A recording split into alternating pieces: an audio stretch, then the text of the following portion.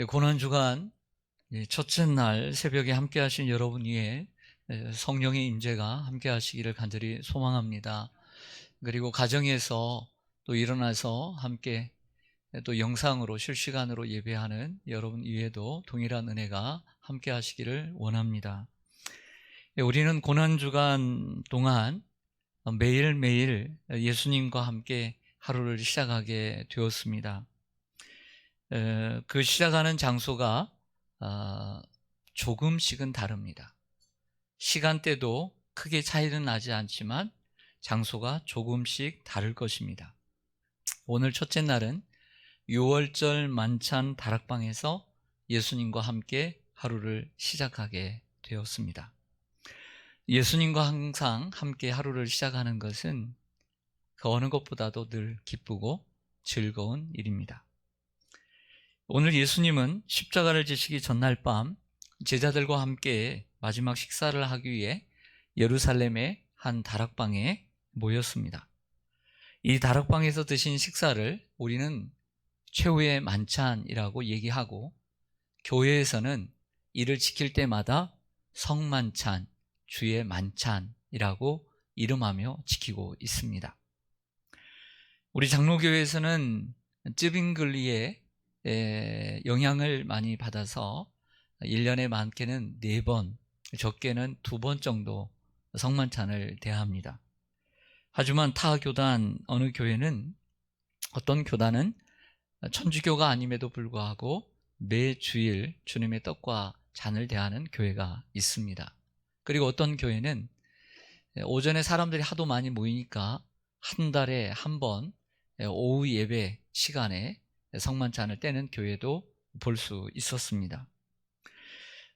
많고 적고의 문제가 아니라고 생각을 합니다. 하지만 될 수 있으면 많이 하는 것이 좋습니다. 자주 하더라도 진정한 성찬의 의미를 알고 또 대한다면 저는 자주 해도 좋다고 생각합니다. 성만찬의 의미는 한마디로 얘기해서 주님의 살과 피를 기념하는 데 있습니다. 오늘 마가복음 본문에는 그런 단어가 나오지 않지만 누가가 쓴 누가복음의 성만찬 그 제정의 말씀을 보면 누가복음 22장 19절에서 또 떡을 가져 감사기도 하시고 떼어 그들에게 주시며 이르시되 이것은 너희를 위하여 주는 내 몸이라 너희가 이를 행하여 나를 기념하라 라고 적고 있습니다. 사복음서 말고도 서신서에는 고린도전서 11장에 사도 바울이 이 성만찬 제정에 관한 이야기를 적고 있는데, 고린도전서 11장 24절과 25절에도 이것은 너희를 위하는 내 몸이니 이것을 행하여 나를 기념하라 하시고, 또 19에 이 잔은 내 피로 세운 새 언약이니 이것을 행하여 마실 때마다 나를 기념하라 라고, 기념하라라고 하는 단어를 2번이나 쓰고 있습니다. 결국 주님의 성만찬은 기념하는 것입니다. 기념하는 것은 잊지 말고 기억하고 지키라는 것입니다. 잊지 말고 기억하고 지키는 것입니다. 이게 기념일 아니겠어요? 그러므로 주님의 성만찬을 우리가 기념하라는 것은 잊지 말고 기억하고 지키는 거죠. 어떻게 해요? 이것이 주님께서 나를 위해서 십자가에서 찢기신 살이구나. 살을 상징하는구나. 이것은 주님께서 나를 위해서 흘리신 피를 의미하는구나. 이렇게 마음속에 새기라는 것입니다. 그래서 우리가 성만찬을 대할 때마다 그렇게 떡을 대하고 그렇게 피를 대하는 것입니다. 오늘 22절을 좀 보실까요? 그들이 먹을 때에 예수께서 떡을 가지사 축복하시고 떼어 제자들에게 주시며 이르시되 받으라 이것은 내 몸이니라 하시고 라고 말합니다. 즉 떡은 주님의 몸을 상징하는 것입니다. 떡은 주님의 찢기신 살을 의미하고 상징합니다. 그런데 여기서 우리가 좀 더 공부할 필요가 있습니다. 여기에 몸이라고 할 때 이것은 내 몸이니라, 떡을 주면서 이것은 내 몸이니라고 했을 때 이 몸은 우리의 육체를 가리키는 헬라어로 사르크스가 아닙니다. 사르크스는 몸에 우리 이러한 살을 가리키는 거예요. 우리 몸의 살을 가리키는 것이죠. 그런데 여기에서 몸이라고 하는 단어는 우리의 이 육체를 가리키는 사르스를 가리키는 것이 아니라 소마라고 하는 단어로 되어 있습니다.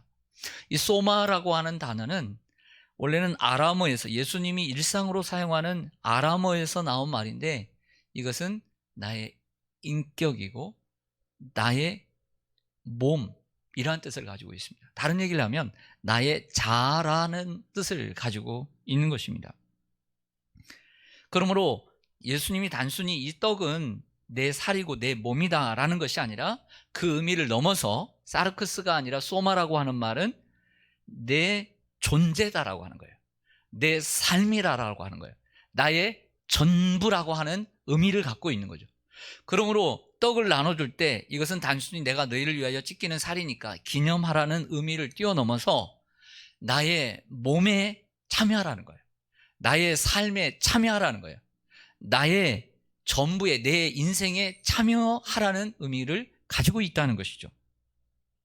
또한 식후에 잔을 드셨습니다. 사실 이 잔은, 여러분 잘 아시는 대로 이 잔은 컵을 의미합니다. 이 컵에는 물이 들어 있습니다. 하지만 포도주를 담으면 이거는 포도주 잔이 되는 것이죠. 잘 아시는 대로 포도 열매에서 난 그 포도를 가지고 오래 숙성시킨 포도주를 의미합니다.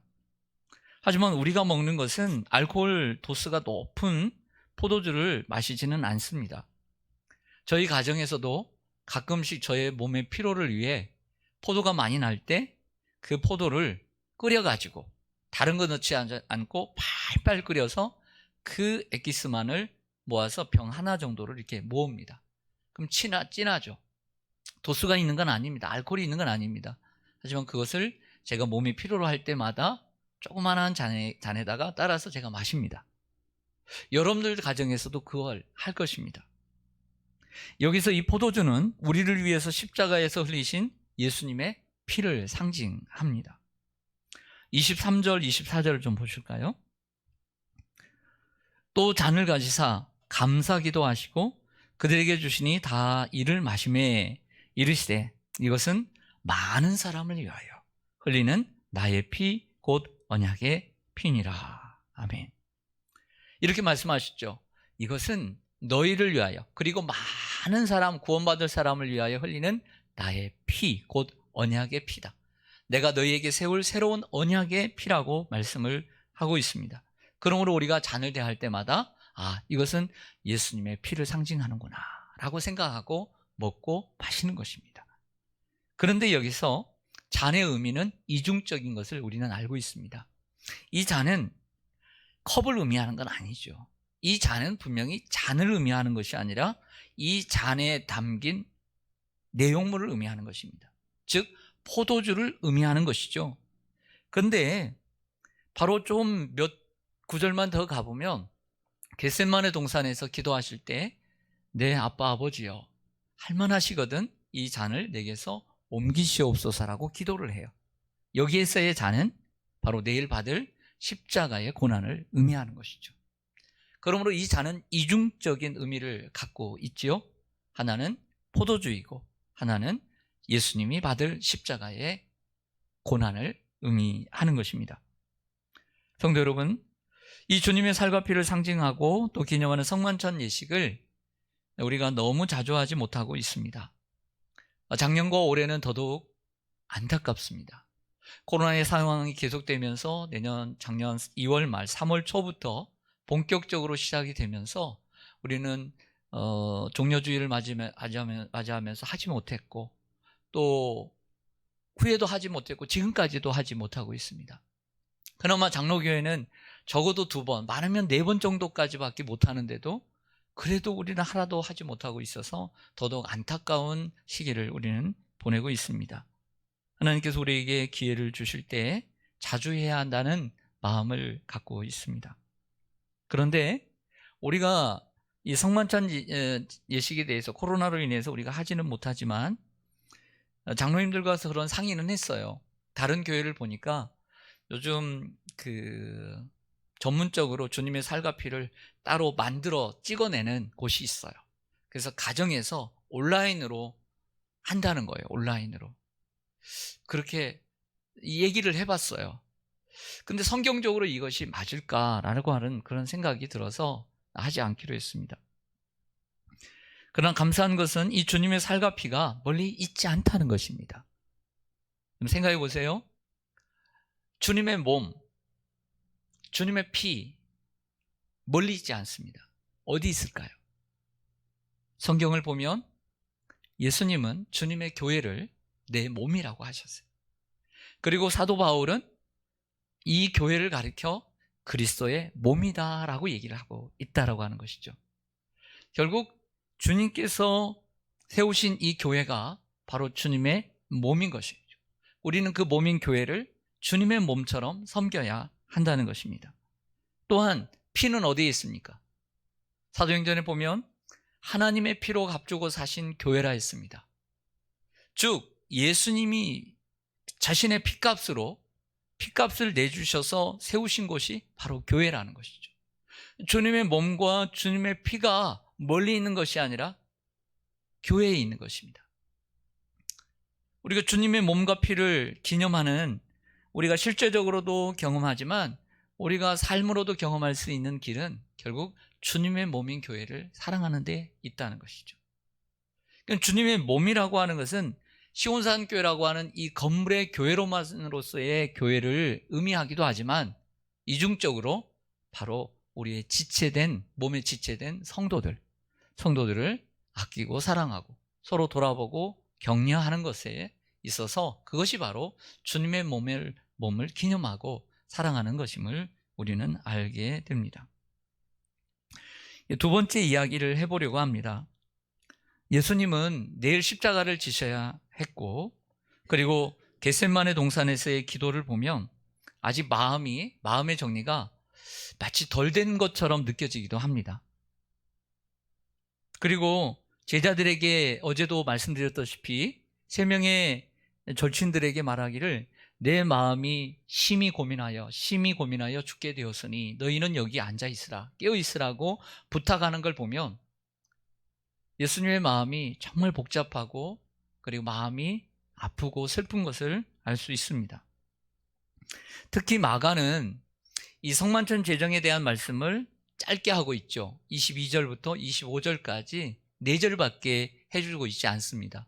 하지만 우리에게 이 마가복음의 본문은 어떤 도움을 주냐면 샌드위치 구조의 중심에 두고 있다라고 하는 것입니다. 무슨 얘기냐면 오늘 본문 22절 앞에 있는 17절에서 21절까지는 함께 식사의 자리에서 자신을 팔아넘길, 은 30배에 팔아넘길 가룟 유다의 이야기를 하고 있고, 이 성만찬 제정이 끝난 후에 26절부터 31절까지는 모두 다 흩어지게 될 제자들과 3번 부인하게 될 베드로의 이야기를 양쪽에 배치시켜 두고 있다는 거예요.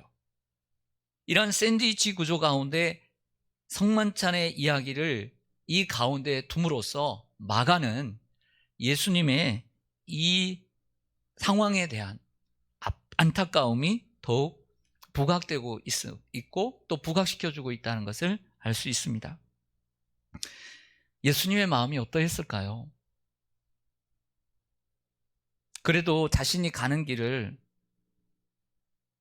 어떻게 보면 주기철 목사님처럼 죽으러 가는데, 손양원 목사님처럼 죽으러 가고 감옥으로 가는데 성도들이 다 같이 울어주고 성도들이 다 같이 자기 일처럼 슬퍼하고 믿음을 지킨다고 나서면 참 좋은데, 어떤 제자는 나를 팔고 어떤 제자들은 다 흩어지고 어떤 제자는, 가장 믿음직한 제자는 자신을 3번이나 부인하고 맹세하고 조주하고 떠나간다는 것을 알고 있을 때 그 제자들을 어떻게 대하고 싶을까요?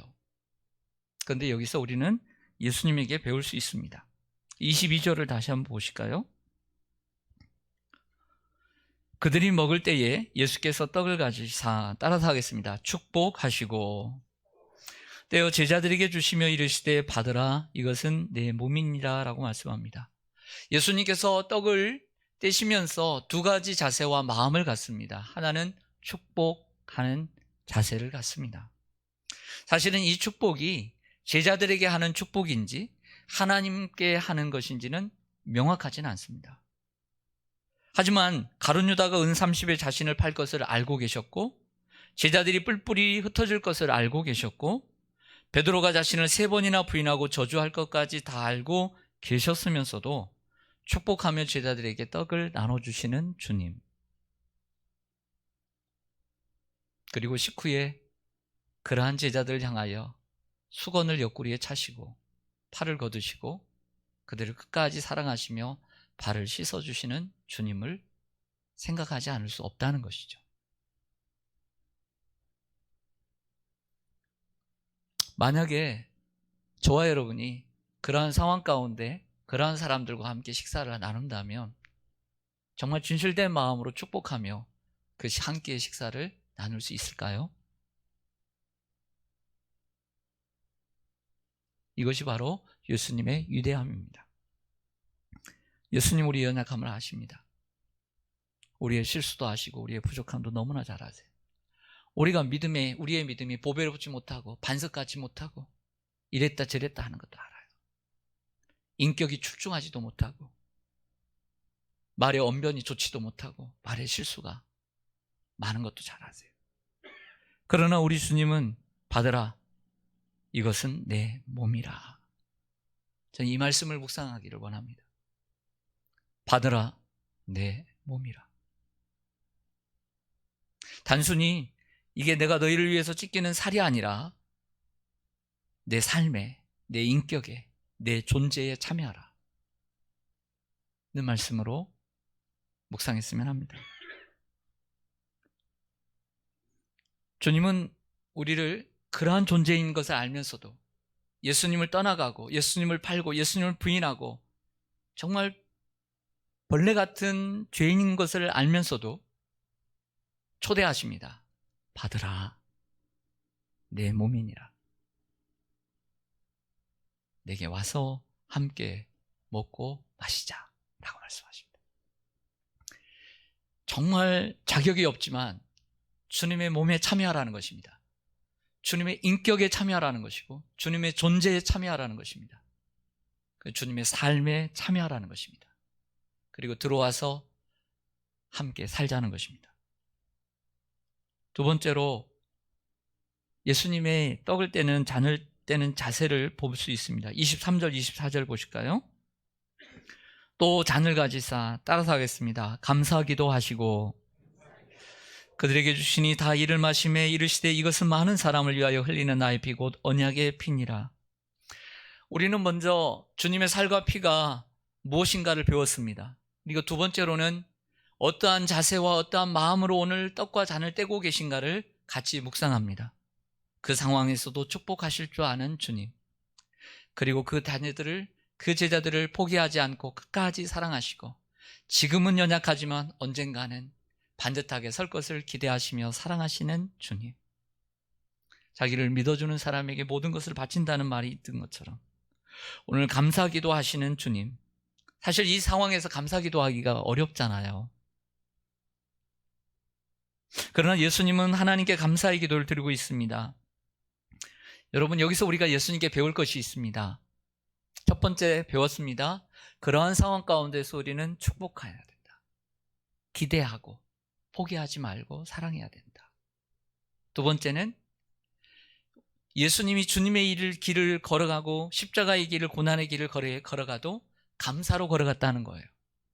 여러분, 주님의 잔이, 고난의 잔을 두고도 우린 십자가의 길을 걸어가면서 주님의 일을 하면서 교회 일을 하면서 하나님께서 주신 맡은 직분과 사명을 감당하면서 힘든 일이 있습니다. 어려운 일이 있습니다. 갈등도 있습니다. 아픔도 있습니다. 그러나 우리가 감사로 걸어가고 있는지 보자는 거죠. 우리가 가는 길이 주님의 길이라면 감사하며 가야 합니다. 우리가 하는 길이, 여러분들이 세상에 나가서 하나님이 주신 그 소명을 따라 직장에서, 일터에서, 학교에서 일하는 것이 바른 길이라고 한다면 힘들고 어려워도 여러분들은 감사함으로 가야만 합니다.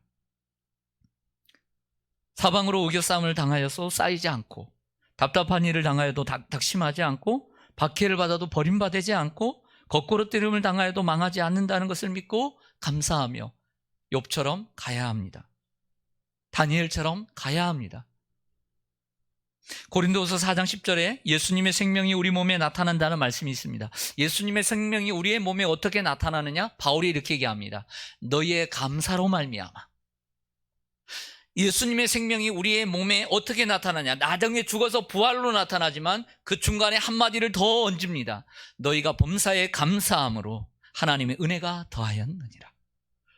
우리가 나중에 죽어서 우리의 몸이 예수의 생명으로 하나 되어서 부활에 이르는 것으로만 감사하지 말고 만족하지 말고 우리가 범사에 감사함으로 우리는 예수님의 생명에 참여할 수 있게 된다. 그리고 우리가 범사에 감사함으로 하나님께 영광이 될 수 있다. 우리가 감사하면 하나님의 은혜가 임하고 거기에 하나님께 영광이 될 수 있다는 것이 고린도후서 4장의 바울의 메시지입니다. 하지만 우리는 사도 바울이 예언했던 것처럼 디모데후서 3장 1절 이하의 말씀처럼 우리는 이런 시대를 살고 있습니다. 너는 이것을 알라.